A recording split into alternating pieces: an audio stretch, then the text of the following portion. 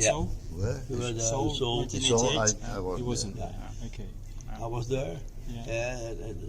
The most beautiful thing about that was it was one of the first times that we were together in the same facilities as the facilities of the normal Olympic Games. So that was a very nice thing to see. We had the same housing, we had the same sports facilities, and we had the same ontvangst reception from all the people over there. And especially it was mostly a kind of a religion kind of thing. So, but it was a very nice tournament because of the little small housing over there.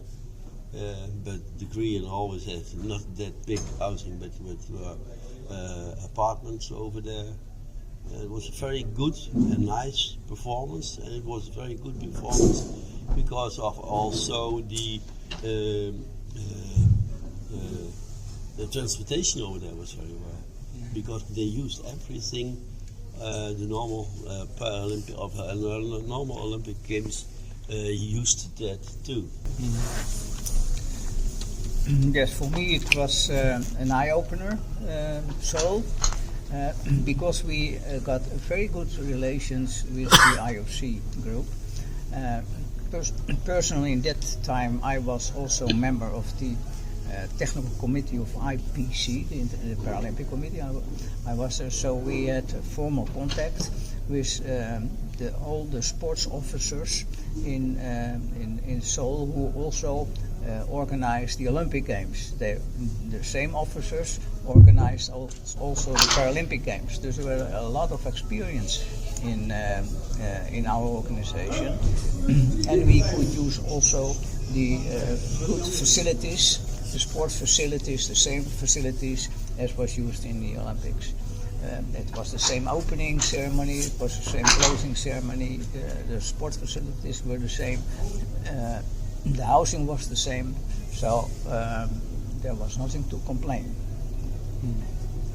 And I think it was one of the best Paralympics we had. Okay. I see still the parachutes people over there flying into the big stadium over there during the opening from the games. And what about the competition itself? You had both sitting and standing, right? Yeah. So I don't know nothing about standing, but sitting was a very good tournament and ended at the end in the game between Iran and the Netherlands. And they became first and we became second. But it was a really tough competition at that time. yeah. And you were playing or team manager then? I'm playing there. You're playing there? Yeah.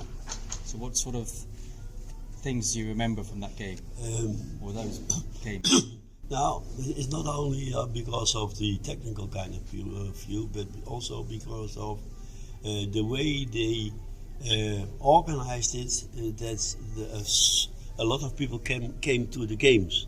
They were invited from factories, they were invited from schools, they were invited from everywhere. So they get a lot of public during the games, and during the matches who were over there. So there were always a lot of people cheering and shouting and supporting the teams during the matches. It was a good feeling to have such a lot of people, but it was also a little bit strange to know that they are always a little bit forced to come over there to see and watch you.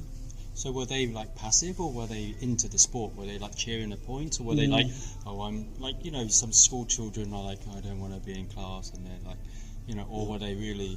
No, they got involved because they saw that it was a good and very intensive match, and then they saw the possibilities and how you call it, the fact that that's a nice kind of sport to do. And saw the problems they have, and they solved it at that time. It was a very good thing to see. Oh, very